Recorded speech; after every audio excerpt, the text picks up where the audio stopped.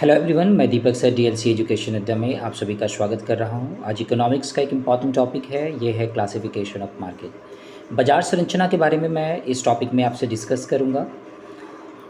तो सबसे पहला जो हमारा टॉपिक है वो है व्हाट इज़ मार्केट स्ट्रक्चर। यदि मैं मार्केट स्ट्रक्चर की बात करूं तो कई सारे बेसिस हैं। जैसे सपोज़ आप अपने आसपास में किसी भी मार्केट में यदि आप जाते हैं तो आप वहाँ पे क्या देखते हैं। चलिए एक एक करके उन सारे टॉपिक्स के ऊपर में डिस्कस कर लेते हैं। सपोज़ मैं किसी एक मार्केट में गया, उस मार्केट को मैं एनालिसिस करूँगा कि वो मार्केट कैसा मार्केट है। तो वो ये जो मेरा जो डिस्कशन का जो टॉपिक है या मेरा एनालिसिस करने का जो टॉपिक है, किसी भी मार्केट को देखकर उसकी संरचना, उसके स्ट्रक्चर के बारे में पता लगाना एक अलग अलग बेसिस के आधार पे होता है। जैसे उसका लोकेशन क्या है ना, या उसमें कैपिटल कितना लगा हुआ है, उसके ऊपर रेगुलेशन किसका है, कंट्रोल किसका है। ऐसे कई सारे चीज़ों पे हम लोग ध्यान लगाते हैं। तो व्हाट इज़ मार्केट स्ट्रक्चर, इसके लिए सबसे पहले हम लोग एक छोटा सा डिस्कशन करेंगे हम लोग, और ये टॉपिक हमारा होने वाला है। देखिए, ये रहा मार्केट स्ट्रक्चर का एक छोटा सा डेफिनेशन। क्या कहता है मार्केट स्ट्रक्चर? हम लोग रेफ़र किसको करते हैं? तो मार्केट स्ट्रक्चर रेफ़र करता है to the type of the market in which seller operate the market. Market structure की यदि बात करें तो यहाँ पे एक डेफिनेशन लिखा हुआ है, market structure refers to the type of market in which the seller operate the market. यानी कि सेलर मार्केट को कैसे ऑपरेट करता है वही हम लोगों को स्टडी करना है। यानी फुल कंट्रोल किसका होता है? तो सेलर का होता है। ये लाइन पढ़ के ऐसा लग रहा है कि मार्केट को कंट्रोल कौन करता है? तो सेलर करता है। कैसे सेलर इन्फ्लुएंस करता है? क्या बायर का रोल नहीं है मार्केट में? क्या मार्केट की स्टडी करते समय हमें बायर के ऊपर ध्यान नहीं देना पड़ता है? इन सभी चीज़ों पे हम लोग आज डिस्कस करने वाले हैं। तो एक एक करके मैं स्लाइड आपको आगे बढ़ाते जाऊंगा और उन छोटे छोटे पॉइंट्स के ऊपर मैं डिस्कस करूंगा जो आपके लिए काफ़ी हेल्पफुल होगा अंडरस्टैंड करने में, मार्केट एनालिसिस करने में आपको काफ़ी हेल्प करेगा। तो चलिए, मार्केट किसको रेफ़र करता है? तो मार्केट ऐसे टाइप को रेफ़र करता है जहाँ पे सेलर मार्केट को क्या करता है? ऑपरेट करता है। तो हमारा जो नेक्स्ट टॉपिक है वो है व्हाट इज़ मार्केट। यदि मैं व्हाट इज़ मार्केट के ऊपर में डिस्कस करूँ तो मार्केट एक प्लेस होता है। ये हम लोग पढ़े हैं। मार्केट क्या है? एक प्लेस है। एक छोटे बच्चे से भी यदि मैं पूछ लूँ मार्केट क्या है तो एक प्लेस है। लेकिन आज मॉडर्न डेफिनेशन जो है ना थोड़ा बदल गया है। तो मार्केट वो प्लेस होता है जहाँ पे बायर और सेलर गुड्स को एक्सचेंज करते हैं या सर्विसेज को एक्सचेंज करते हैं, गुड्स या एक्सचेंज। तो देखिए, यहाँ पे 3 इंपॉर्टेंट टॉपिक है डिस्कस करने के लिए इस डेफिनेशन में। मार्केट सबसे पहले तो एक प्लेस है, पहला चीज़ आप डिस्कस करेंगे हम लोग। दूसरा डिस्कस करने वाले हैं हम लोग यहाँ पे बायर का इन्फ्लुएंस क्या होने वाला है, बायर कितना रोल प्ले करता है। तीसरा डिस्कस करने वाले हम लोग है वो है सेलर को लेके। तो प्लेस हो, बायर हो, सेलर हो, और एक चौथा टॉपिक है हमारा गुड्स एंड सर्विसेज। इस 4 टॉपिक को लेके हम लोग डिस्कस करेंगे तो मार्केट का डिफिनेशन हमारा क्लियर हो जाएगा। तो मार्केट एक प्लेस होता है जहाँ पे बायर एंड सेलर गुड्स को एक्सचेंज करते हैं। प्लेस किसको रेफर करता है ना, वो भी हम लोग चेक करेंगे। तो मार्केट फिजिकल मार्केट भी हो सकता है, मार्केट फिजिकल भी हो सकता है। जैसे कि हम लोग किसी स्टोर के ऊपर में जाते हैं और वहाँ से सामान खरीद के चले आते हैं। लेकिन मॉडर्न टाइम में हमें ऐसे स्टोर पे जाने की आवश्यकता भी नहीं है। आप वर्चुअल मार्केट में भी मार्केटिंग कर सकते हैं, जिसे कि हम लोग ऑनलाइन मार्केटिंग करते हैं, जहाँ पे डिफरेंट रिटेलर अपने बिजनेस को ऑनलाइन कर चुका है। यानी कि market can be physical like a store और virtual like an online retailer. तो दो डेफिनेशन हो गए। पहले जो डेफिनेशन मैंने किया था उसमें केवल प्लेस को रेफर किया गया था जो कि फिजिकल मार्केट था। अभी जो मैंने आपसे बताया उसमें मार्केट में फिजिकल मार्केट भी है और ऑनलाइन मार्केट भी है, जिसे हम लोग ई बिजनेस के अंदर पढ़ते हैं। तो नेक्स्ट हमारा जो टॉपिक है डिस्कस करने के लिए वो है, मार्केट को हम लोग जब भी स्टडी करना स्टार्ट करते हैं ना, तो नॉर्मल कॉन्सेप्ट हमारा दिमाग में ये रहता है कि मार्केट में कंपटीशन कितना है, उसी के आधार पे मार्केट के फॉर्म्स को हम लोग डिस्कस करते हैं। इकोनॉमिक्स में डिग्री ऑफ कंपटीशन मायने रखता है इकोनॉमिक्स के व्यू पॉइंट से,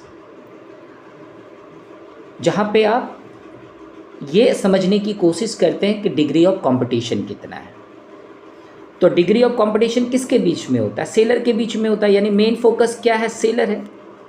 सेलर मार्केट में क्या इम्पॉर्टेंट रोल प्ले करता है, आप इसके ऊपर फोकस करते हैं। सो सेलर का जो रोल है वो आप स्टडी करने वाले हैं इकोनॉमिक्स में, और उसी को बेस करके आप डिग्री ऑफ कंपटीशन के आधार पे मार्केट को क्लासिफाई कर सकते हैं। तो नेक्स्ट हमारा जो टॉपिक है वो भी देख लेते हैं। और नेक्स्ट हमारे पास में है कि मार्केट को केवल डिग्री ऑफ कंपटीशन के आधार पे ही मैं क्लासिफाई करूं, ऐसा नहीं होता है। ट्रेडिशनल क्लासिफिकेशन ऑफ मार्केट भी है, मॉडर्न क्लासिफिकेशन ऑफ मार्केट भी हमारे पास है। तो मार्केट हमारे पास में क्लासिफिकेशन के कुछ, मार्केट को क्लासिफाई करने के लिए कुछ अदर बेसिस भी है, जिस आधार पे हम लोग क्या करने वाले हैं, मार्केट को क्लासिफाई करने वाले कुछ ऐसे आधार जिसे कि हम लोग बेसिस कहते हैं, कुछ ऐसे बेसिस जिस बेसिस के आधार पे हम मार्केट को क्लासिफाई करेंगे। तो क्लासिफिकेशन करने के लिए हमारे पास कुछ दूसरे ऑप्शन भी हैं। तो चलिए उस दूसरे ऑप्शन को देखते हैं क्या है। तो मार्केट में सबसे जो मेन पॉइंट है फोकस करने का, जो कि इस वीडियो में थंबनेल में आपने देखा कि मैं मार्केट को क्लासिफाई करूँगा। So the main focus point of classification is, जब भी आप मार्केट को क्लासिफिकेशन करने के लिए बैठेंगे तो आपके दिमाग में क्या क्या चलना चाहिए। तो सबसे पहला पॉइंट है कि आप बायर के ऊपर में हमेशा ध्यान रखेंगे। देखिए इस बार मैंने सेलर को ना बाद में रखा है, बायर को मैंने क्या रखा है ज़्यादा, क्योंकि सेलर खुद डिपेंड करता है किसके ऊपर में, बायर के ऊपर में। तो नंबर ऑफ बायर, यदि मैं बात करूँ नंबर ऑफ बायर की, नंबर ऑफ बायर कितना बायर है उस पर, इस पे दिमाग लगानी है क्लासिफिकेशन करते समय हमें। नेक्स्ट हमारा जो है वो है सेलर। यहाँ पे सेम चीज़ आपको दिमाग लगाना है कि जिस मार्केट को मैं क्लासिफाई करने के लिए बैठा हूँ उसमें नंबर ऑफ़ सेलर कितना है। नंबर ऑफ़ सेलर यदि आपने ध्यान लगा लिया, ठीक है, उसके बाद आपके लिए एक और टॉपिक है, वो है कमोडिटी, जिसे कि हम लोग गुड्स एंड सर्विसेज कहते हैं। तो तीन चीज़ों पे आप यदि ध्यान लगा लेते हैं, तीन चीज़ों पे यदि आप ध्यान लगा लेते हैं, जैसे ही आप तीनों को फोकस करेंगे तो आपका नज़रिया बदल जाएगा मार्केट को क्लासिफाई करने का। अभी तक जिस तरीके से आप मार्केट को देखते थे, उस मार्केट में देखने का जो नज़रिया होता था इकोनॉमिक्स के व्यू पॉइंट से, कि मार्केट को जब एनालिसिस करने के लिए बैठते हैं, मार्केट का स्ट्रक्चर देखने के लिए बैठते हैं, तो number of buyer, number of seller and goods and services जो ऑफर की जा रही है उसके ऊपर आधार करके मार्केट को हम लोग क्लासिफाई करेंगे, ठीक है ना।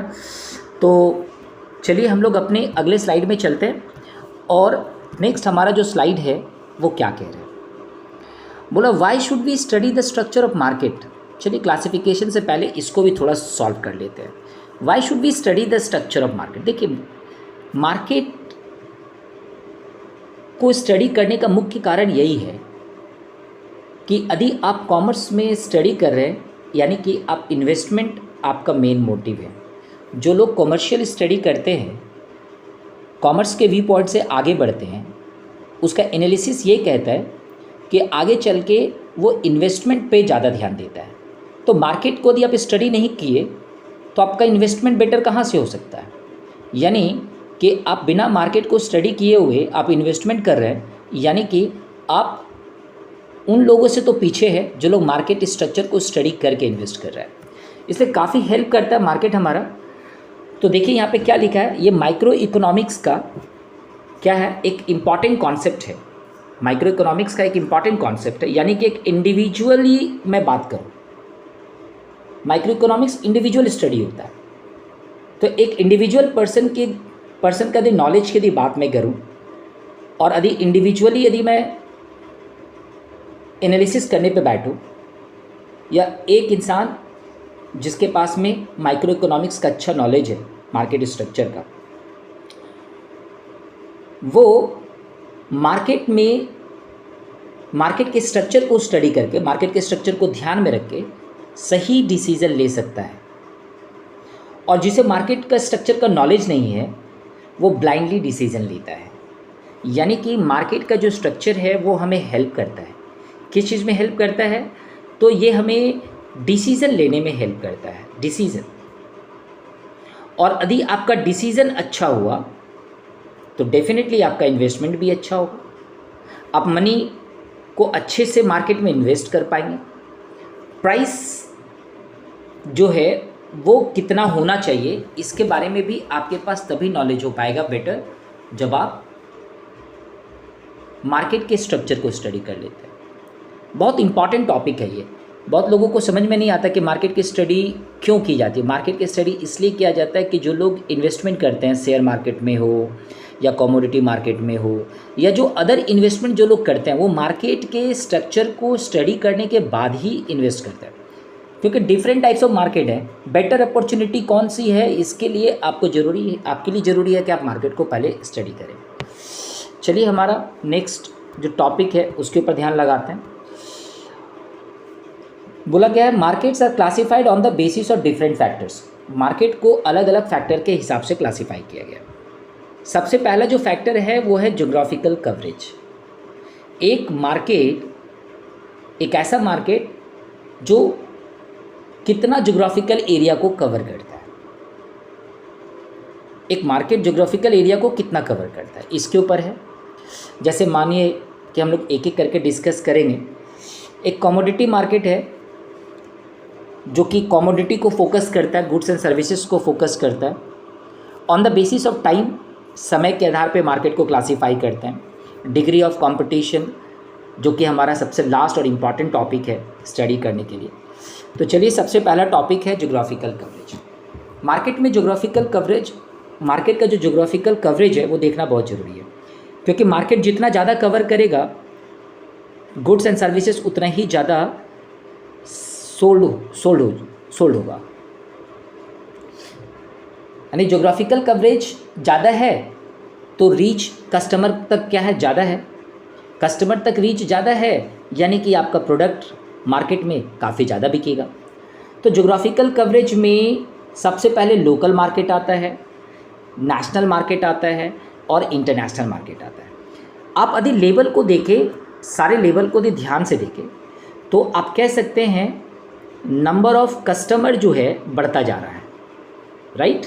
नंबर ऑफ़ कस्टमर बढ़ रहा है। लोकल मार्केट से अब जब नेशनल मार्केट में जाते हैं तो कस्टमर क्या होता है, बढ़ जाता है कस्टमर की संख्या।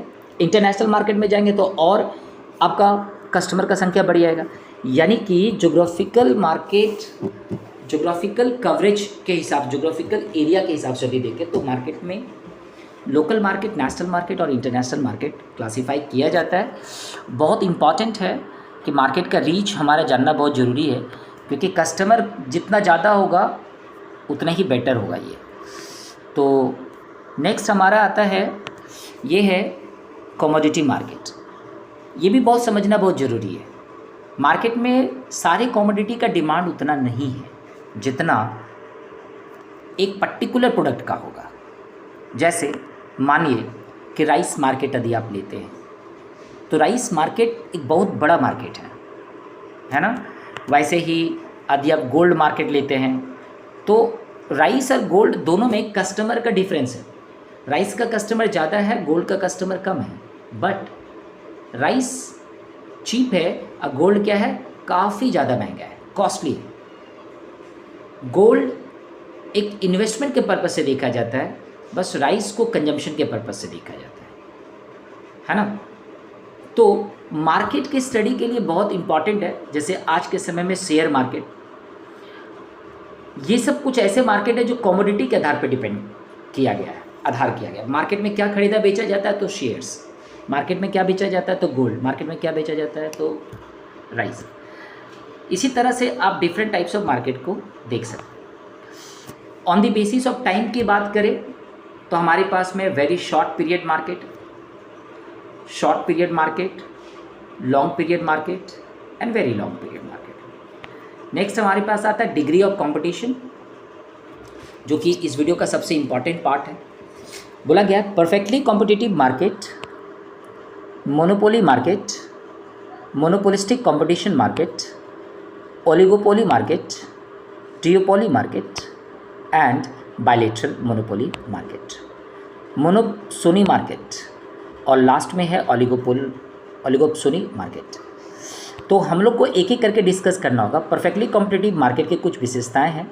अ market with a large number of buyer and seller and each seller selling a homogeneous commodity is called perfectly competitive market. Next है monopoly market. Monopoly is a market structure in which there exist only a single seller and sole producer of the product which has no close substitute. क्या कहना चाह रहा है ये, सो देख लेते हैं। परफेक्टली कॉम्पिटिटिव मार्केट में बायर, जो कि हमारा पहले ही मैंने बताया, कुछ इंपॉर्टेंट टॉपिक्स पे आपको याद रखना है। परफेक्टली कॉम्पिटिटिव मार्केट में बायर, सेलर और होमोजीनियस कम्युनिटी, 3 टॉपिक हो गया ना। 1 नंबर में बायर, 2 नंबर में सेलर, 3 नंबर में कम्युनिटी। यानी कि परफेक्टली कॉम्पिटिटिव मार्केट में नंबर ऑफ बायर भी क्या होता है, काफ़ी ज़्यादा होता है। नंबर ऑफ सेलर भी क्या होता है, काफ़ी ज़्यादा होता है। प्रोडक्ट कैसा होता है, तो होमोजीनियस होता है। तो होमोजीनियस प्रोडक्ट के बारे में यदि आपको नहीं पता है तो प्रीवियस वीडियो को आप देख लें, जहाँ पे आपको पता चल जाएगा, जहाँ पे मैंने होमोजीनियस प्रोडक्ट के बारे में डिस्कस किया है। देखिए मार्केट में जो परफेक्टली कॉम्पिटिटिव मार्केट है उसमें इनफाइनाइट, हम लोग कहते हैं इनफाइनाइट नंबर, मतलब आप कह नहीं सकते कि नंबर ऑफ बायर कितना है, नंबर ऑफ सेलर कितना है। इनफाइनाइट नंबर ऑफ बायर भी होता है, इनफाइनाइट नंबर ऑफ सेलर भी होता है परफेक्टली कॉम्पिटिटिव मार्केट में। कमोडिटी कैसा होता है, होमोजीनियस होता है। जैसे यदि मैं सोप ले लूँ तो सभी सोप को आप कंसीडर कीजिए, मार्केट में गिन के आपको 15, 20, 25, 30 साबुन मिल जाएंगे, है ना। और सभी तो बेच तो रहे हैं क्या, होमोजीनियस, बट थोड़ा सा डिफ्रेंशिएशन है। ऐसी बात नहीं कि उसमें डिफरेंट नहीं है। चलिए देखिए, मोनोपोली की बात करें और यहाँ पे भी वही है, यहाँ पे सिंगल सेलर बोल दिया है, यानी कि इस बार सेलर जो है वो लिमिटेड हो गया है। सेलर का संख्या ओनली 1 है, बायर बहुत सारा है, बायर पे कोई रिस्ट्रिक्शन नहीं है, ठीक है ना। और कोई क्लोज सब्सटीट्यूट भी नहीं है मार्केट में। तो क्या किया जाए, पर्टिकुलरली वही ऑप्शन है जो अवेलेबल है, उसके अलावा दूसरा कोई ऑप्शन नहीं है। तो मोनोपोली में सेलर की संख्या क्या होता है, 1 होता है, बायर की संख्या ज़्यादा होता है और कोई दूसरा प्रोडक्ट ही नहीं है जो सब्सटीट्यूट कर सके उसको। नेक्स्ट है हमारा मोनोपोली के बारे में, जो कि लिखा गया है। मोनोस का मतलब होता है सिंगल, अपोलोस का मतलब होता है सेलर।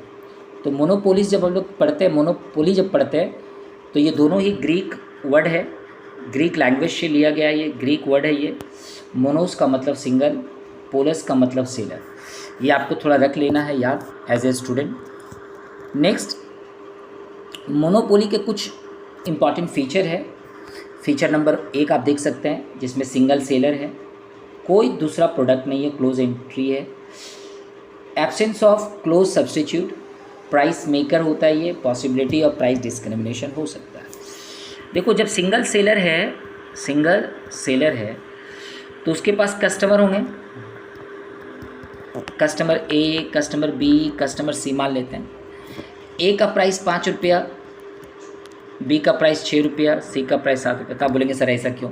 हाँ, क्योंकि प्राइस का डिस्क्रिमिनेशन वो कर सकता है, उसकी इच्छा। क्यों? क्योंकि वो सिंगल सेलर है मार्केट में, और दूसरा कोई व्यक्ति आ भी नहीं सकता वैसा प्रोडक्ट बेचने के लिए। इसलिए एंट्री क्या है? क्लोज है। एंट्री क्या है? क्लोज एंट्री है। और दूसरा कोई प्रोडक्ट भी नहीं है जो उसको सब्स्टिट्यूट कर सके। जैसे एक कोई प्रोडक्ट है और कोई दूसरा और एक प्रोडक्ट होता बी जो इसको सब्स्टिट्यूट कर दे, ऐसा है नहीं। और जो प्राइस बोल दिया जाएगा वही प्राइस देना होगा, इसलिए प्राइस मेकर कहलाता है ये। तो ये कुछ फीचर्स है। चलिए नेक्स्ट चलते हैं। Monopolistic competition, this type of market is a mixture of perfect competition and monopoly. ये जो मोनोपोलिस्टिक कंपटीशन है ये परफेक्ट मिक्सचर है, ये परफेक्ट कंपटीशन का और मोनोपोली का। Monopolistic competition is a form of market in which there are a large number of seller of a particular product which with each seller selling somewhat different but close substitute to the product sold by the other। तो monopolistic competition यहाँ पे बन रहा है। और next हमारे पास है features, large number of buyer and seller, differentiated product, थोड़ा प्रोडक्ट डिफ्रेंशिएट हो जा रहा है, फ्री एंट्री फ्री एग्जिट इसमें है, selling cost, non price competition और इंडिपेंडेंट प्राइस पॉलिसी। सबकी अपनी अपनी पॉलिसी है कि कितना दाम रखना है ना। तो इस तरीके का ये फीचर है। नेक्स्ट हमारे पास में आता है oligopoly, the market in which there are a few firms selling a product, so there is a intense competition among them but large number of buyer. So market में ओलिगोपोली की बात करें तो सबसे पहले सेलर कितना है? Few firms. सेलर कितना है? फ्यू। और कंपटीशन कितना है? इंटेंस। बायर कितना है? काफ़ी ज़्यादा, बाय लार्ज। यानी कि 3 चीज़ पे फोकस किया मैंने। सेलर कितना है? फ्यू। कंपटीशन कैसा है? काफ़ी ज़्यादा। मार्केट में डिमांड कैसा होगा? काफ़ी ज़्यादा। बायर कितना है? काफ़ी ज़्यादा। तो ये चीज़ें आपको याद रखना है और आगे बढ़ जाना है। फीचर्स ऑफ ओलिगोपोली की बात करें तो इसमें इंटेंस कंपटीशन है। क्या है? Intense competition. पहला, interdependence, homogeneous product, importance of selling cost, barriers to entry and indeterminate demand curve of an oligopolistic. ये कुछ फीचर्स है जो आपको याद रख लेना है और हम लोग आगे बढ़ जाएंगे। नेक्स्ट मोनोपोली है। Monopsony can be defined as a situation there is a single buyer of the product who is not in a competition with other buyer for the product which with it purchases and in which the entry into the market by other buyer is impossible। So monopoly के कुछ अपने features हैं। इसमें buyer की संख्या क्या है? केवल एक। Large number of seller, specialized product, lack of mobility and price maker. तो ये कुछ फीचर्स रहे मोनोपोली के, और इसी पे हमारा वीडियो समाप्त हो जाता है। तो यदि हमारा वीडियो आपको अच्छा लगा तो प्लीज़ हमारे चैनल को सब्सक्राइब कर लीजिएगा, अपने दोस्तों में शेयर कर दीजिएगा और बेल आइकन को हिट करना ना भूलें। Thank you, good bye.